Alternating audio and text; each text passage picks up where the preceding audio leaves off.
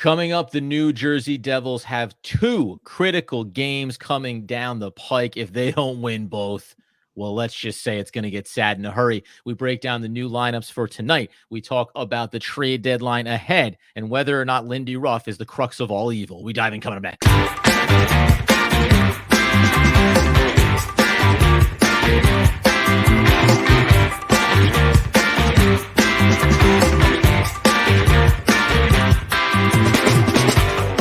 Yes, sir. It's DPL, the Devil's Puck Luck podcast, where you know that we are your hosts. Over here, Adam Armbrecht. Over there, Danny McDonough. That's right. I'm still doing the podcast. Maybe I take some time off. I got things to do. I can't just sit around with Danny wondering what happened and what went wrong in games after the Devils get absolutely trounced by the Lightning. How are you, buddy? We got a lot to get to. It was a brutal Sunday, man. That game was tough. But, hey, there was bobbleheads at the Rock. There was bobbleheads. Dawson Mercer just brought bobbleheads, all right? So it's at least we got to win this weekend with that, you know? But other than that, it was brutal. No life, right? No life out of the Devils at all. No urgency. Jack Hughes and Luke Hughes playing like dog poop. And here we are. We're going to play the worst team in the West, the Sharks, tonight, which I think you and I can agree this is a must-win. Yeah, listen, they got the Sharks. Obviously, then you got the Ducks. You got to find a way to get these next two games just to keep the conversation going. We're going to talk about playoff standings. We're going to talk about the deadline. But first and foremost, you mentioned about Jack. You mentioned about Luke. There's just been, you would say issues, would put it mildly. This team has looked a little bit lifeless. The combinations haven't been great. And specifically, when we start with Luke, he just has not been performing, I'll say, well on the defensive end of the ice. I'm always going to, not just with Luke, but with everybody, I'm going to give benefit of the doubt to young players, developing players. I think it's absolutely brutal that Brendan Smith is finding his way onto the ice so consistently because he just does not offer any type of stabilizing force in a pairing like that with Luke. Brendan Smith as a person, he's great. I think he's great for the chemistry of the team in the locker room. I think a lot of awesome the guys human beings. Yeah, terrific human beings. I think a lot of guys love him in the locker room, but no, listen. Yeah. Luke Hughes, a struggling rookie defenseman you cannot put with Brendan Smith. And I understand the logic behind it for Lindy Ruff, that you want to put him with a veteran D guy who's been around the league. He's in his mid-30s. This kid's been playing, for what? Luke Hughes is what? How many games we're in? 59 games, right, as a rookie. So you're playing with him, Brendan Smith, trying to basically protect him. But Brendan Smith has played atrocious, in his last few games. And Luke Hughes has hit a wall. It's what it comes down to. With all the ice time that he's gotten this year, as a rookie, it's going to happen. These moments are going to happen. And I feel bad for the kid, but he's going to battle through it. You and I have been talking about it, via text every game. There's the thought, right? Do you sit him for a couple games? Obviously, you don't send him back to the AHL. Do you healthy scratch him for a couple games? Will you acknowledge here tonight that via text message, you did suggest that very bold thing once upon a time coming out of a bad run for Luke Hughes? You actually walked on the precipice of saying, should he be up at the NHL level? How dare you, sir?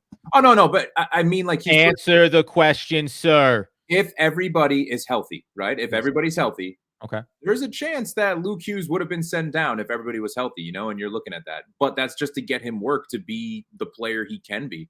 But listen, his last name's Hughes, so you knew that he was going to play this year and start this year. But he's playing like, he's a 7th D man, like he'd be in and out of a lineup of a healthy team. He's got to work through it. That's what it comes down to. And this is where you and I talk about it. Fitz is to blame a little bit.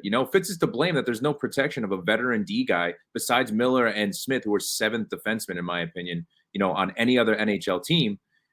You need that protection when there's injuries, that you're leaving Luke and Nemitz out to dry as two rookies, and Ball, who's 23 in his 2nd full NHL season. Yep. It's the pressure on these kids, and they will hit those walls and they will have those moments of all the ice time in this grueling 82 game season. It's tough, man. It's super tough.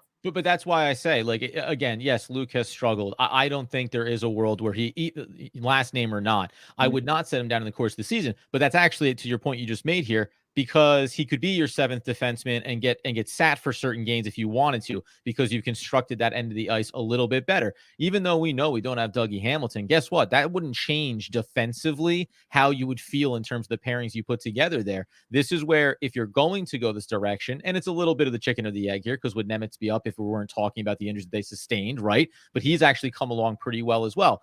But you had to, we knew this. We said this in the offseason. This defensive end is going to be a problem if you're talking about Brendan Smith being a big part of the rotation. Then you get Colin Miller in. You think that he can elevate and be consistent. He's had some good runs, but he also, as you mentioned it there, 6th, 7th defenseman. So if you're talking about young players that you don't want to put much higher than the sixth or fifth, defensive pairing. And then you talk about what are your other options? A bunch of seventh guys, right? So this is where I think it's been a problem. And we'll talk about the trade deadline and what could or should be done here. But that's the result on that end. On the other end of the ice, the Jack Hughes piece of this is I think, at least for the fan base, I've seen it. I've seen a little bit here and there. Not kind of loving Jack Hughes' attitude over this stretch here. Now, we can talk about whether or not there's friction between him and Lindy Ruff, or just between the players and the coaching staff right now because they're going through a rough patch. Sorry, you're one of the best players in the league. You're one of the best players on this team. And even though you are young, you're not the captain, but you are the assistant. And like, you need to be carrying yourself in a different way. I think that it's unfortunate that the team is going through these struggles right now. And I wouldn't say Jack Hughes is exactly carrying himself the way you want a player in his position for your franchise to. What was the phrase? They pay to watch me play.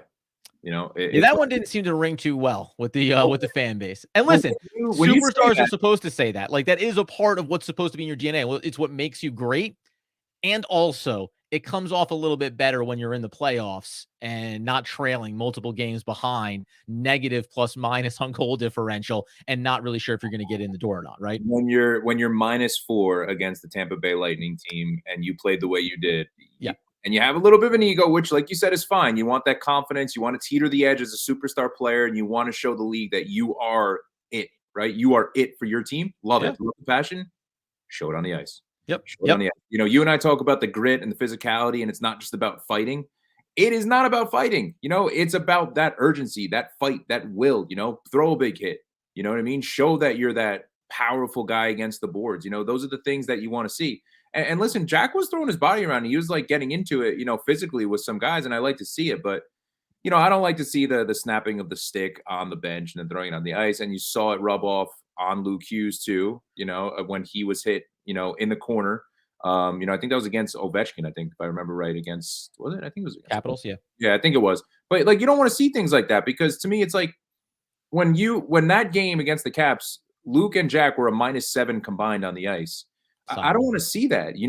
I want to see you perform on the ice. Get mad, cool, get mad, but then you got to show up every single period, 20 minutes a period. Take it shift by shift, take it period by period, take it game by game. But that's what I think fans are irritated about, because if you're going to do that and you're going to say that, which is cool, it's fine with me. I don't care. I love the fire, but you got to show up. Let's talk about here, coming up in a second, what the impact is there, not only between Jack Hughes and Luke, because I actually do have a thought on that end of it, but also with the coaching staff here, right? We understand. I get where a segment of the fan base is. I'm not saying it's not justified with Lindy Ruff and where he currently stands and where this team does. Let's look at the standings. Let's talk about the wild card spot. And let's also talk about the deadline. We'll get into all of those things coming up here in just 1 second. But first thing we got to do, tell you about our friends over at DraftKings. We know hockey games move fast because they're on skates and ice, Danny. It's so simple. But with DraftKings Sportsbook, an official sports betting partner of the NHL, you can score faster than anything happening out there on the ice. This week, new customers bet $5 and get $200 instantly in bonus bets. Baby, would you take it, Danny? Would you go and take the Devils tonight against the Sharks for that kind of action? I'm going to go -1.5. I think that they're going to actually show up tonight. I think they're going to dominate this team, as they should. So, yes, I would. Impressive. Now, if you download the DraftKings Sportsbook app with promo code, that's THPN, Adam. New customers bet $5 and on the NHL, obviously, to get $200 instantly in bonus bets. Only on DraftKings Sportsbook with promo code THPN. Yes, sir. The crown is yours. Gambling problem? Call 1-800-GAMBLER. Visit www.1800gambler.net. In New York, call 877-8-HOPE-NY or text HOPE-NY to 467-369. In Connecticut, help is available for problem gambling. Call 888-789-7777 or visit ccpg.org. Please play responsibly on behalf of Boot Hills Casino Resort. 21 plus, age varies by jurisdiction. Void. And our friends to the north, Ontario, Canada. See dkng.com/hockey for eligibility and deposit restrictions, terms, and responsible gambling resources. NHL and the NHL Shield are a registered trademark of the National Hockey League. Copyright NHL 2024. All rights, they are reserved. So let's first talk about this thing with Lindy Ruff. And it all ties in here together. And I want to make sure we get to the wild card. But the one thing I'll say, and I want to make this very clear. Lindy Ruff is whether he's making mistakes, whether he's losing the locker room, I understand. You can't fire the players, you fire the coach. I'm not saying you should fire the players. But when Jack Hughes looks like he is kind of having a rough run right now and looks like he's willing to let those emotions get the better of him, I do wonder about living with your younger brother who's playing on the defensive end of the ice.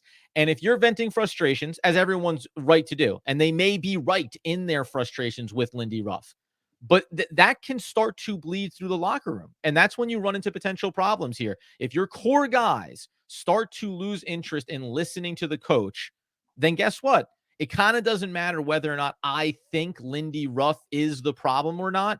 He becomes the problem because the players are no longer interested in Right. hearing what he wants them to do on the ice.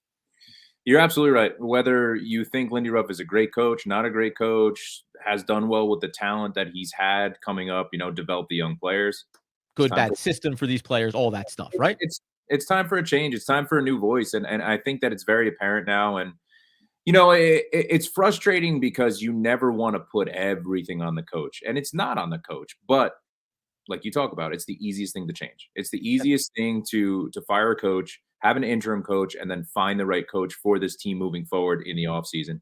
And I think that's what should happen, but I'm not sure where you stand on it. I don't think he's going to get fired in season. I just think that Fitz is going to stick with him, barring a complete and utter meltdown of losing these 3 games in a row on the West Coast. Yeah. I think that Fitz is going to stay with Lindy Rupp, and I think there's going to be a coaching change.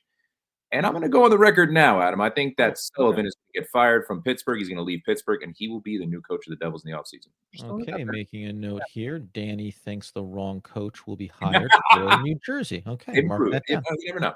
Get that date. Get that date in the books. Yeah, listen, it is what it is at this point. I agree with you. I don't know if he'll be fired in season. Obviously, had the extension, right? Fits this all seemed like a package kind of product that they put together here. But and so also, as you say, unless you really dumpster here and lose games that even with all the injuries and what's going on with this team, if you just feel like it doesn't matter, we're still better than X, Y, and Z across the league. If you can't win those games, then you probably see him get jettisoned. Otherwise, I think it's well enough to let this thing play out. My last question on him before we talk wild card and also deadline would be: do you think that if he stays in place for the remainder of the season, can you be swayed back the other way?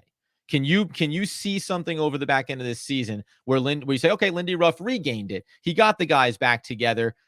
Make or miss the playoffs. I won't even say that, right? Like, I'm not gonna say that they make the playoffs, they have to win a first round playoff series. But is there a way that he gets back to a place where you think he carries through the offseason? Or is this point of no return with everything that's gone on with this roster? It has to be a miracle, in my opinion. He has to go to the Eastern Conference Finals. So make the playoffs and win 2 rounds for him to stay. I think it's time. Really? Huh. Yeah, I think it's time that you move on from Lindy Ruff, because I think that there's glaring issues with the system, and I don't think the players are buying into the system. And I think that's one of the big reasons for the no urgency. I Mhm. think they feel like they're stuck. I feel like they think they're in mud and they can't move, and they're kind of trapped into what they're supposed to do with the system. And I'm going to go back to leadership, right? I love Nico Heischer, and I sometimes wonder, is he the right captain for this team? And it's very difficult for us to draw conclusions when we have no idea what's going on in the locker room, Right. But And can he go to Jack Hughes and get him in line? and Is that possible, right? exactly my point, Yep. exactly where I was going. Because that's where you want Nico to go to Jack and be like, dude, you got to reel it in, man. You got to reel it in, because we got to stick together through this. We got to play hard. We got to play 110% every single shift, and we can turn this around. And it's words are great. Words are awesome. Got to show it on the ice, and that's what it comes down to. So, no, Adam, to answer your question, I don't think Lindy Ruff is going to survive the offseason, because I do not think the Devils will win 2 playoff series no matter what happens. And I don't think that means that Lindy Ruff can't do a better job for the rest of the year, Sure. depending on what goes on with injuries coming back, any more injuries, or if Fitz makes a trade, which we'll talk about. So, I just think it's time for a change, a new voice, and I think it's going to happen, relatively quickly when the offseason hits.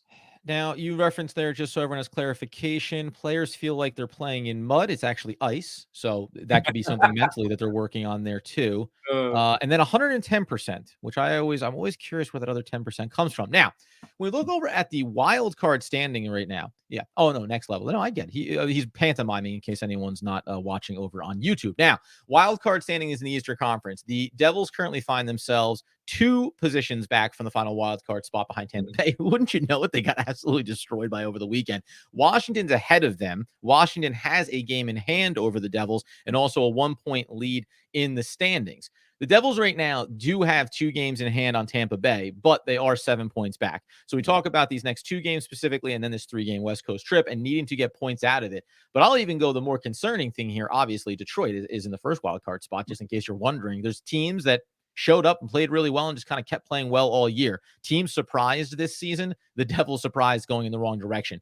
Pittsburgh, they are sitting there with just 55 games played. So they have 5 games in hand on the final wild card spot and are just 9 points back. And they are the only team, including the Capitals and the Devils and everyone else in the back end of this playoff picture, or just in the Eastern Conference, I should say, that has a plus minus differential. Their point differential is plus 15. They are better than the Tampa Bay Lightning, who are at plus 5, plus 22, or the Detroit Red Wings. I just, that's the hard thing here for me. The Devils, you sit here and you say, well, you're only X amount of points out from the final wild card spot. And you can beat the bad teams ahead of you. But you have to keep your eye on the rear view here because Pittsburgh is a veteran-heavy team, has the experience. You and I talked about them in the preseason, saying we thought they would be a surprise team that would make the playoffs. It's taking them a bit of work to get there. But the stats kind of tell you that they're probably going to be in that picture when it's all said and done.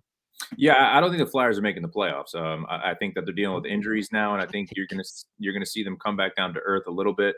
Um, they're a young team, and they're still in a rebuilding process, and it's the organization's not going to lose sight of that. So to Sure. your point, is the fact that the Penguins have so many games in hand, not just from the wild card, but are what are they 7 points? I think Adam out of Yeah, the 7 third. behind the Flyers with 4 games in hand on them as well. Yeah. So listen, Right. I think it comes down to us, the Caps, the Islanders, and the Penguins. And I think it's going Yep. to be a dogfight for that last playoff spot. And of course, the Flyers are still going to be battling there. They got Torts behind the bench, so they're going to be battling. But as crazy as it sounds, I know it's 12.5% that we make the playoffs, but there's that chance. It's we can turn this around and make the Of playoffs, but course. it's game to game, and that's where I think that a lot of we talked about this in the preseason too. Remember, we talked about the pressure of being a cup contender, Yep. and you wonder mentally if like a lot of the players were just checked out and they weren't like turning it on the way they should be turning it on every game.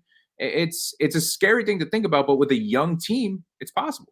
Here's the other thing too, then. We talk about fits, we talk about the deadline. And by the way, just in the standings there as well, worth mentioning here, you talk about Philadelphia, they're 14-3, 13-2 at home. They're actually far better on the road, 16-9-5. The Devils 15-2 on the road, just 14-15-2 at home. Now a losing record. The other teams in and around them in the wild card spot, the Pittsburgh Penguins, they're all plus at home. Like there's something just about that beyond the injuries, beyond anything. When you look at that, always protecting home ice matters when you want to be a successful team in the long run of a season. So that's a problem too.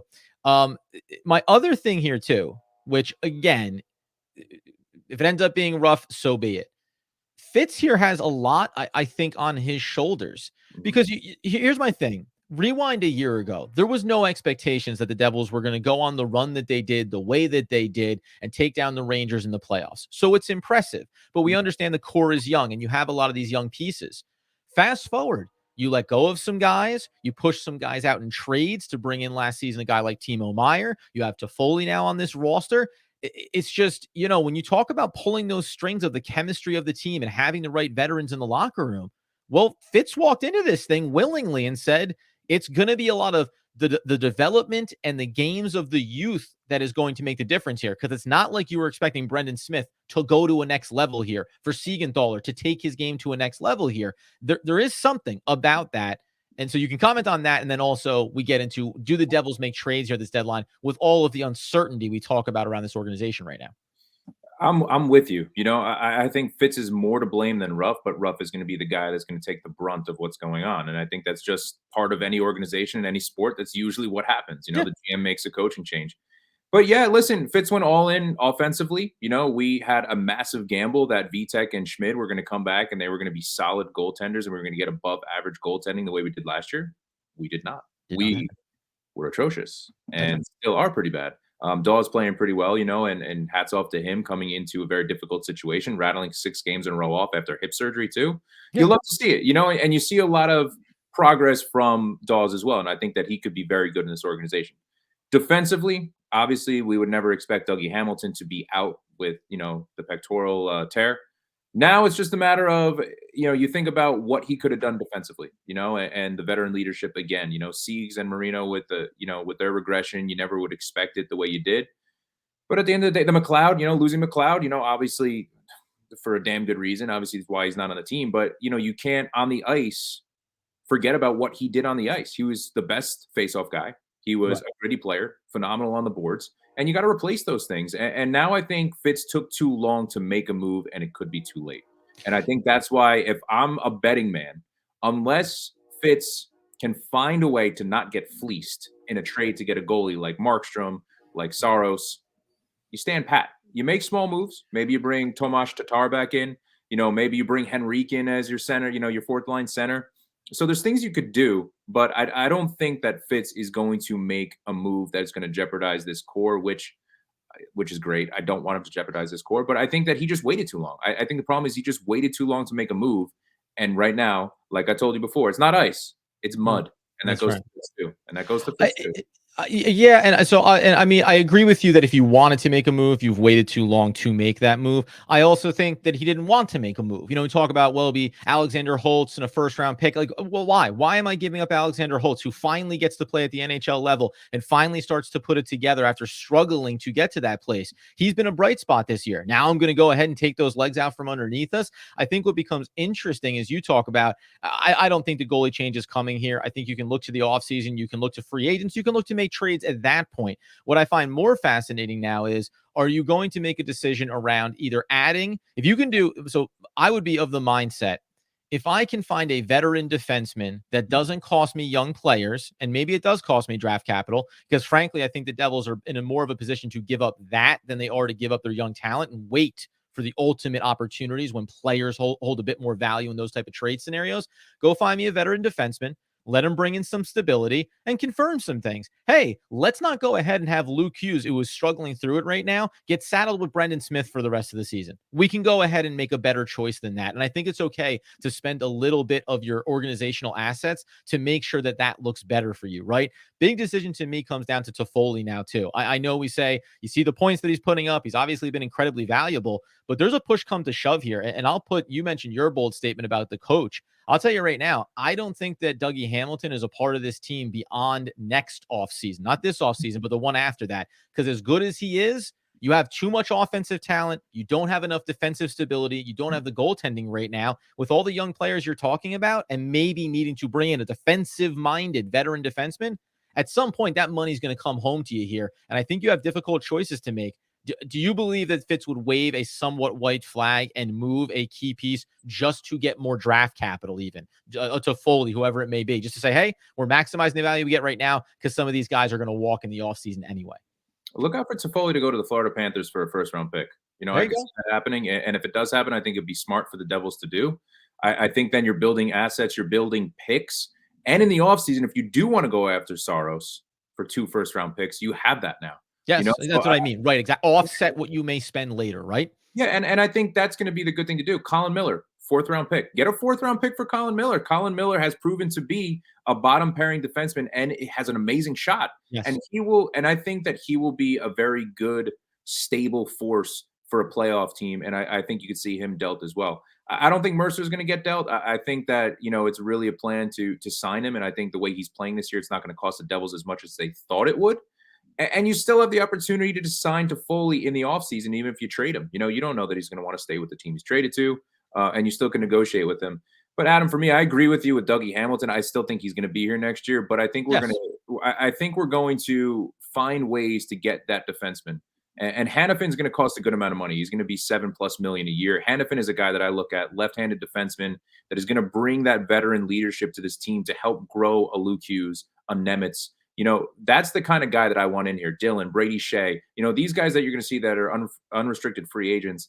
And I think it makes more sense for the Devils to really now, as a group, as players, come together. This is adversity. This season has sucked. On the Yep. ice, it has sucked. You did not expect it to go the way it has. Show that fire, show that passion, show that you have the urgency as players, no matter who is the coach, to fight for this playoff spot. And I'd be fine with it if they showed that fight and say missed the playoffs by a point. At the end of the day, at least they had that fight in them, and they were better above 500, obviously, for the last 24 games going into this. We still have a chance, and I really want to see that passion from the players. But yeah, I think Fitz needs and has a lot of work to do in the offseason and at the trade deadline. Yeah, and ultimately, by the way, because you mentioned that this is why when the narratives around Lindy Ruff, again, fire the coach, fine.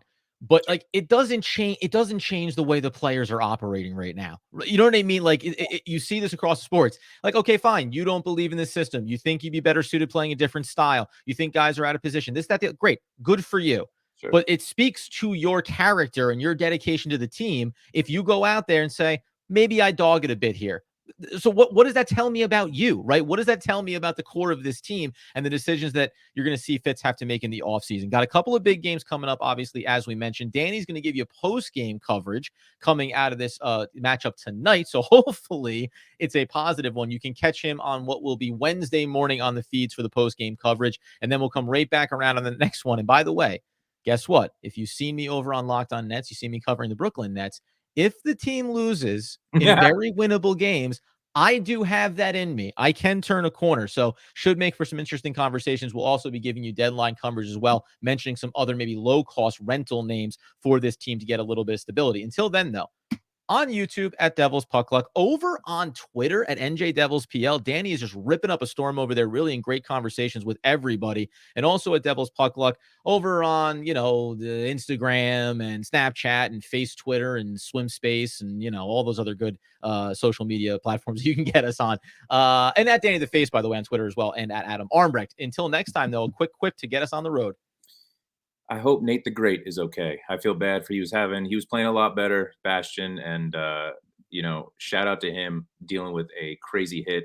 You hope he's all right. It sucks to see a player that's playing really well on that fourth line. And I think he's going to bring that physicality that's out. But listen, we got to win 2 games. That's it. 2 games in a row. We're going to be talking some positive news, hopefully, during the post game. 3 points for the Hughes brothers combined and a 2-point night for Timo Meier taking on his former team. We'll see you next time.